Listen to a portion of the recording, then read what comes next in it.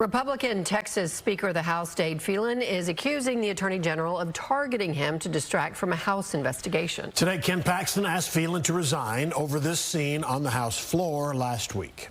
Mr. Campbell, send out the amendment is acceptable to the author. Is there objection to the opposite amendment?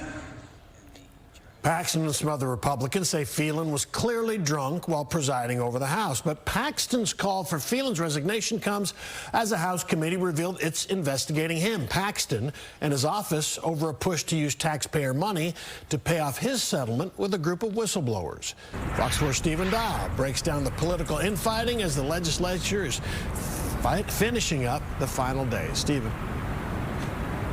The Attorney General is the highest-ranking statewide official right now, calling for Speaker Dade Phelan's resignation. Phelan's office firing back, saying that the House has been investigating the Attorney General's office, and his communication director saying that the statement from Ken Paxton was just an attempt to, quote, save face. Well, send out the amendment is acceptable to the author. Is there objection to the opposite amendment? The chair has done. The amendment is adopted. This is video of House Speaker Dade Phelan presiding over last Friday's session. His speech slurred. The chair recognizes Mr. Johnson of Harris. Mr. Johnson of Harris to speak in opposition to the bill.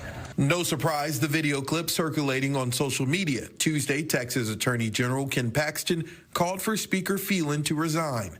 Paxton then sent this letter to the House Investigative Committee, claiming Phelan was, quote, obviously intoxicated. The question is whether an official of the House shows up in an obviously intoxicated state to carry out state business. And I think that's where the criticism will come from, not whether or not he was drinking during a legislative session. Lots of people do that. The question is, was his ability to conduct state business seriously impaired? And certainly that video makes it look as if, yes, he was well over that line. SMU political scientist Matthew Wilson says it's known that some lawmakers have a drink or two when they go off the floor during session. He says the video puts the speaker in a bad light. While there are valid concerns about whether Phelan was intoxicated, Wilson says there is a political angle to this as well. Phelan is not popular with some conservative Republicans and has faced recent criticism from Lieutenant Governor Dan Patrick for opposing views in the House to Patrick's priority bills like property tax relief and school vouchers. Phelan also opposed Paxton's request for the legislature to approve a $3.3 million payment to settle a lawsuit against Paxton. There's also bad blood between Phelan and the Attorney General because there was a very public incident a few months ago where Phelan made the point of saying that the state government should not pay the settlement amount for the settlement that the Attorney General reached with disgruntled staffers who had accused him of misconduct. Hours after Paxton's statement, the House Investigative Committee revealed it has been investigating the Attorney General's office since March.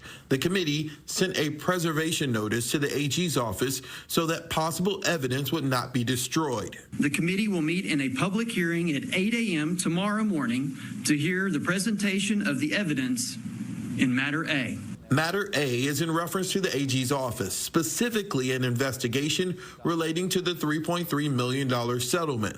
The chair says the meeting was already scheduled before Paxton's Tuesday statement. In response to the resignation call from Paxton, Speaker Phelan's communication director never addressed whether the speaker was drunk. Instead said in a statement, quote, Mr. Paxton's statement today amounts to little more than a last-ditch effort to save face.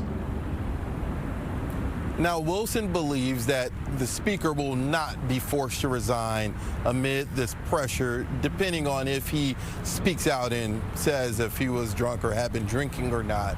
Meanwhile, we'll have to wait and see if the other shoe will drop tomorrow morning in that public hearing at 8 a.m.